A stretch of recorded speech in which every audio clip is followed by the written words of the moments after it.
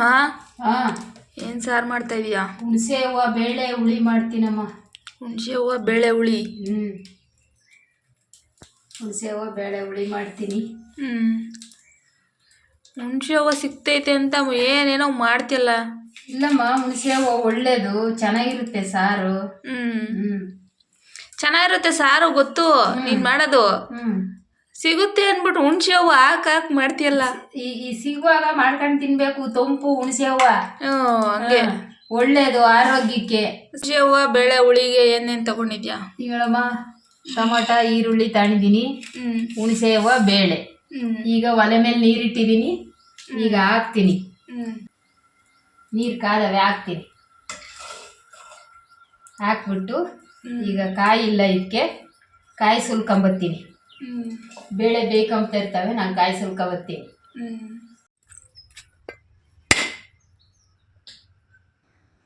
ಒಂದೇ ಏಟು ಏನಮ್ಮ?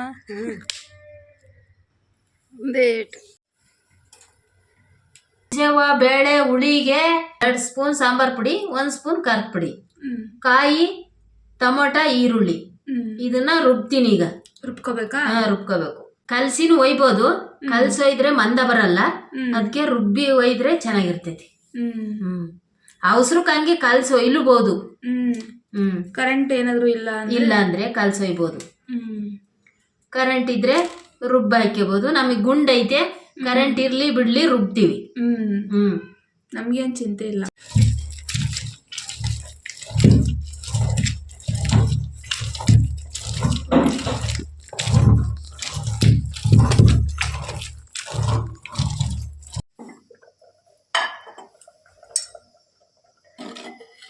ಬೇಳೆ ಬೆಂದೋಗ್ಯವೆ. ಈಗ ಹುಣಸೆ ಹೂವು ಹಾಕಿ ಖಾರ ರುಬ್ಬಿದ್ದ ಒಯ್ತೀನಿ. ಈಗ ಹುಣಸೆ ಹೂವು ಹಾಕ್ತೀನಿ. ಹುಣಸೆ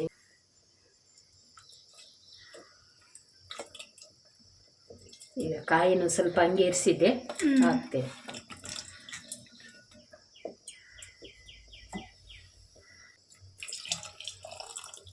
ಈಗಳಮ್ಮ ಉಪ್ಪು ಹಾಕ್ತೀನಿ.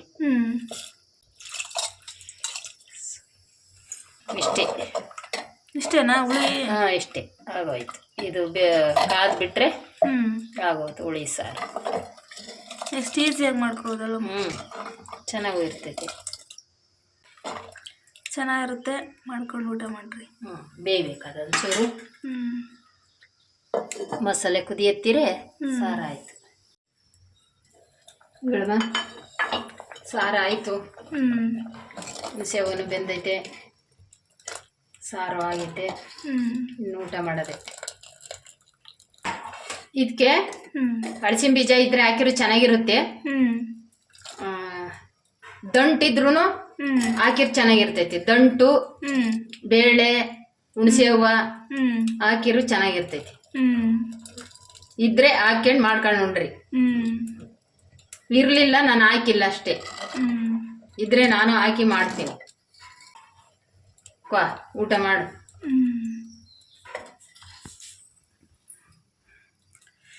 ಬಿಸಿ ರಾಗಿ ಮುದ್ದೆ, ಹುಣಸೆ ಹೂವಿನ ಸಾರು ನೋಡಿ ಎಷ್ಟು ಗಮ್ಮಂತೈತಿ.